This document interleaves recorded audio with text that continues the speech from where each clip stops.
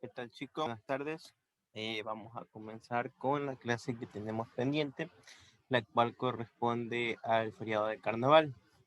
Bueno, esperando que todos se encuentren bien, que todos sus familiares estén con salud, que ustedes estén con salud y que hayan pasado un bonito carnaval.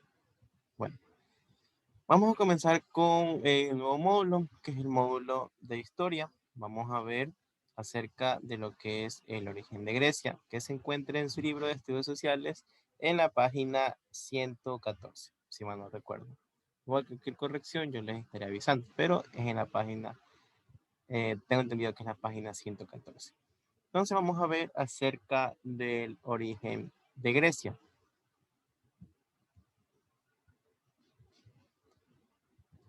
Aquí estamos ya, el origen de Grecia. Bueno, como bien sabemos, Grecia es un país con una historia milenaria, un territorio con unas costumbres, una cultura que se remonta a cientos y cientos de años en el tiempo. Una nación en la que se creó la democracia y las bases de nuestra civilización. Entonces vamos a pasar a ver el origen de Grecia como tal. Para conocer el origen de Grecia, primero es necesario saber también su situación geográfica y cómo es. La península griega está bañada al oeste, al sur y el este por el mar Mediterráneo. Al noreste limita con Albania y al norte con Macedonia y Bulgaria. Al noreste hace frontera con Turquía, además que cuenta con más de 1000 islas de considerable tamaño y 6000 islas menores. En Grecia, estado del suroeste de Europa, constituido por el extremo meridional de la península de los Balcanes y las islas de los mares Jónicos y Egeo. Todos los colores de la Tierra palidecen ante la luminosidad de sus viejos mármoles. Aquí tenemos en qué continente se encuentra. En Europa, cuenta con una superficie de más de 131.000 kilómetros cuadrados. Tenemos que su capital es Atenas, una población de más de 360.000 habitantes. La moneda es el euro y la lengua oficial es el griego. Además, en ellos los pueblos de la antigua Grecia esculpieron la civilización que dio lugar a nuestra cultura. Y el azul del Mediterráneo, que constituye la fuerza vital de la nación griega, abocada desde la noche, desde los tiempos de conquista. Hoy en día, Grecia vive sobre todo del turismo, pues guarda tesoros sin comparación, entre los cuales no es el menos hermoso del espectáculo de sus bellos y sorprendentes paisajes. Entonces vamos a pasar a un periodo, que es el periodo protohelénico. Dice que desde el Paleolítico se atestigua la presencia del hombre en el territorio griego, pero no fue habitado en su totalidad hasta el Neolítico, que son 5000 años antes de Cristo. Los legendarios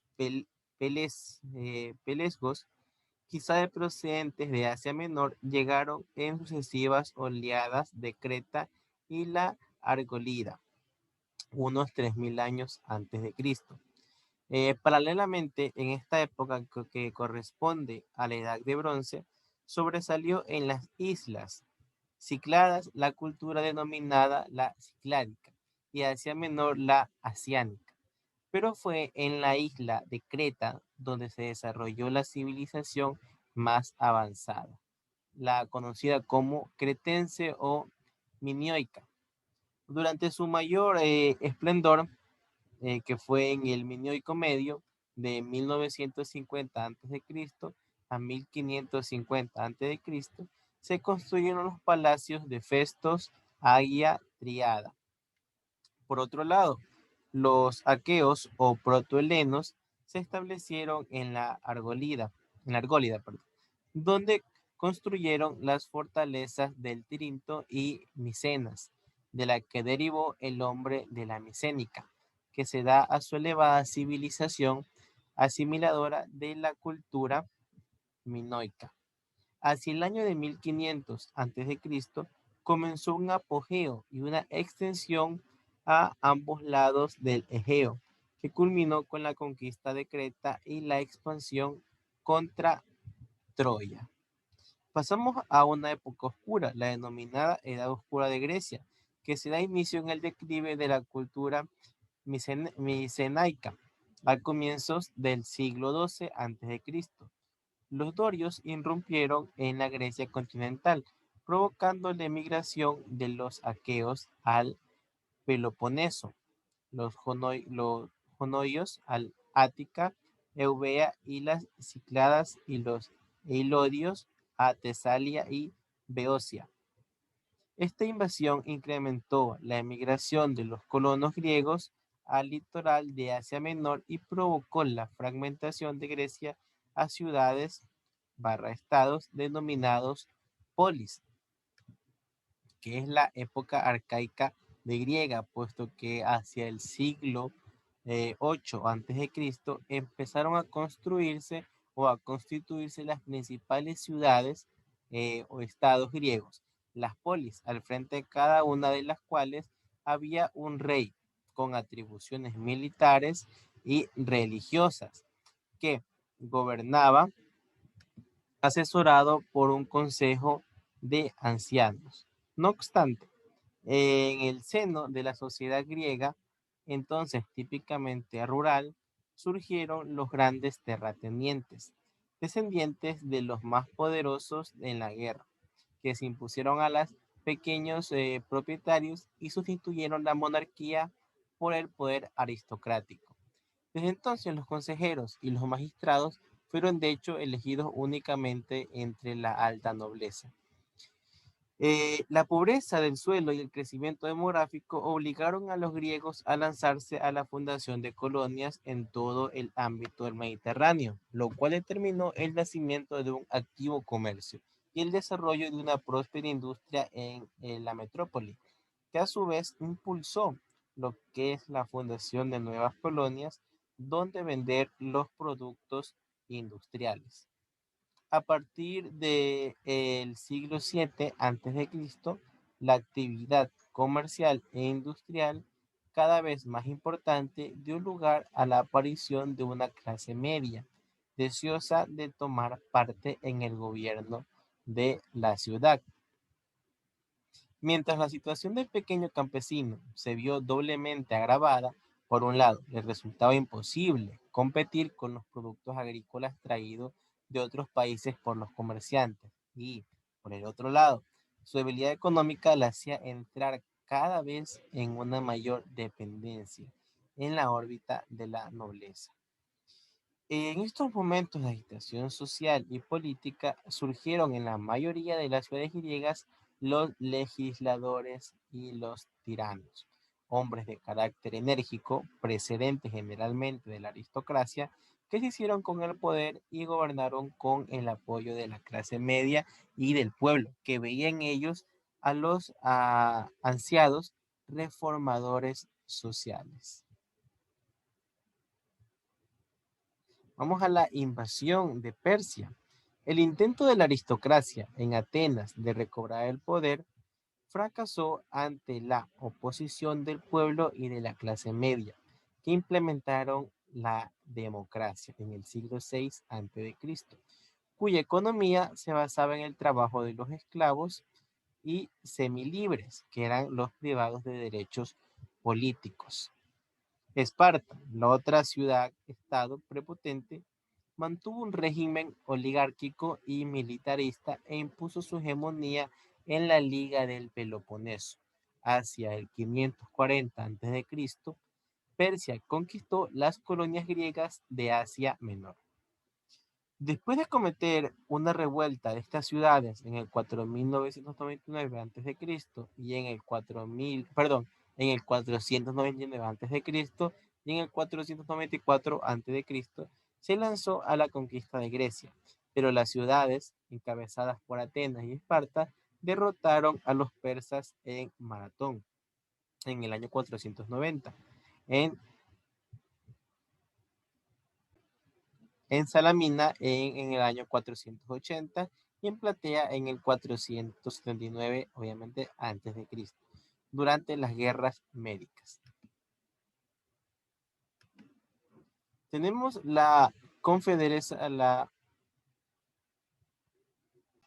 perdón, la Confederación Ateniense y de la época de Pericles. Para perseguir la lucha marítima contra el imperio persa, Atenas organizó la Confederación Ateniense o la Liga de Delos. ¿En qué año? En el año 477 a.C. Y a partir de entonces dominó en el mercado marítimo del mundo colonial griego.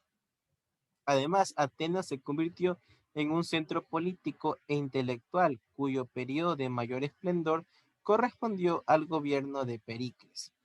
Fundamentalmente, desde el 462 hasta el 429 a.C., fueron los años en que su influencia política se dejó sentir con intensidad.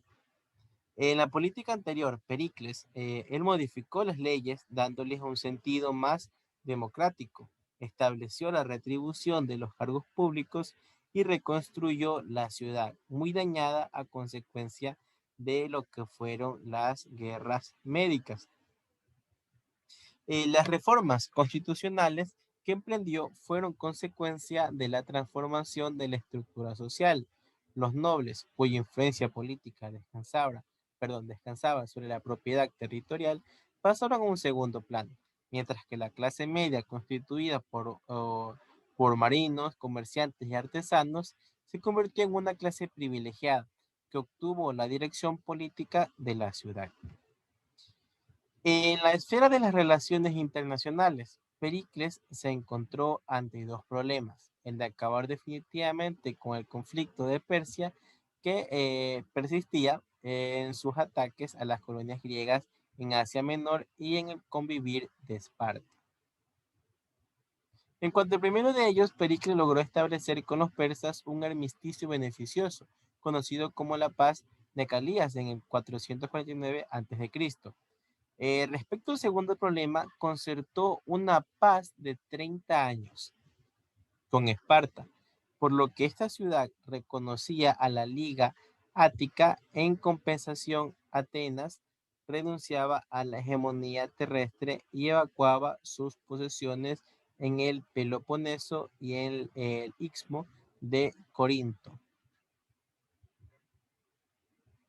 Y ahora hablamos del Peloponeso, pero este tuvo una guerra, que era la Guerra del Peloponeso. Las negociaciones entre atenienses y espartanos no habían hecho más que aplazar las hostilidades casi inevitables.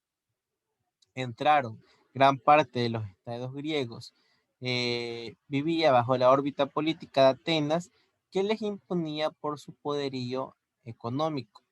En tales circunstancias, Esparta supo aprovechar el eh, particularismo de los componentes de la Liga Ática, que deseaban liberarse de las apetencias absorbentes de Atenas, y les incitó a la sublevación. El enfrentamiento armado entre Corinto, aliada de Esparta, y Corcira, confederada con Atenas, lanzó a ambas potencias a la lucha en el año del 433 a.C. Esparta contó a lo largo del conflicto con el apoyo del partido oligárquico ateniense, que se veía en la guerra la posibilidad de recuperar el poder. Por desgracia, para la causa ateniense, la peste procedente de Asia se cebó entonces en la ciudad y acabó con numerosos elementos del ejército y asimismo de la población, entre ellos el propio Pericles. Todo esto en el año de 429 a.C. La lucha fue desde un principio desfavorable a Atenas, que vio derrotadas por los espartanos las ciudades aliadas de Platea y Argos, así como su propio ejército en la batalla del Anfípolis. Como un episodio de la guerra del Peloponeso, cabe considerar también fracasada la empresa siciliana, que apenas emprendió contra la poderosa Siracusa, fue en el año del 415 al 413 a.C. A pesar de las victorias navales de Atenas en Cícico, En el 410, su flota fue completamente destruida por la espartana de la batalla del Egospotamos y tuvo que rendirse en el año de 404. Los espartanos derogaron en todas las ciudades de la Liga Ática las instituciones democráticas y las sustituyeron por gobiernos aristocráticos. En Atenas instituyeron el gobierno de los 30 tiranos famosos por su crueldad, el siglo pre-alejandrino. En este caso, las ciudades griegas sometidas antes a Atenas vieron que la tiranía impuesta por Esparta resultaba mucho más dura. Por ello, en el 403 estalló un alzamiento general que derrocó el régimen de los 30 tiranos y restableció la democracia en Atenas. El movimiento antiespartano era capitaneado por Tebas, que contaba con el apoyo de Atenas, Argos y Corinto. La guerra de Corinto fue en este del cual 394 al 387 a.C. Pese a que los aliados fueron derrotados en la batalla terrestre de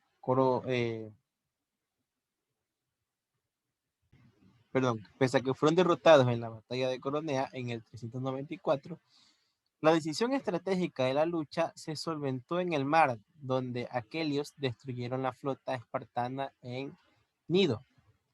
Esparta, llegados a este punto, veía peligrar su hegemonía y pidió ayuda a los persas, y la intervención de esto obligó a los aliados atenienses a aceptar la paz en Antácidas.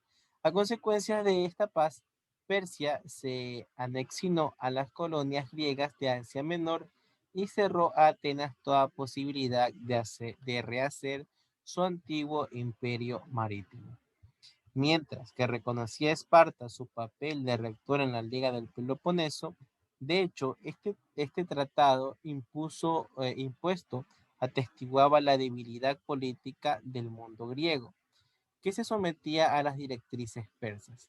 Más tarde, Esparta pretendió imponer gobiernos oligárquicos en diversos estados, lo que provocó un nuevo levantamiento de Tebas, que esta vez fue coronado con éxito.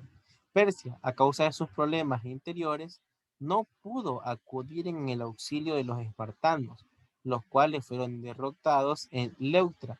¿En qué año? En el año de 371 a.C. Y definitivamente en Mantinea en el 362. Ahora vamos a ver acerca del dominio macedónico, del dominio macedónico, como les decía. El reino de Macedonia, situado al norte de Grecia, había permanecido durante siglos aislados políticamente en los restantes estados griegos, aunque muy influido culturalmente por estos. A medida del siglo IV a.C., el agotamiento y la división de los griegos proporcionaron a Macedonia la oportunidad para intervenir e imponer su hegemonía sobre la Heladia. Ello fue obra de Filipo II de Macedonia, quien, tras derrotar a los griegos en la batalla de Geronea, les forzó a agruparse bajo su caudillaje en la Liga de Corinto.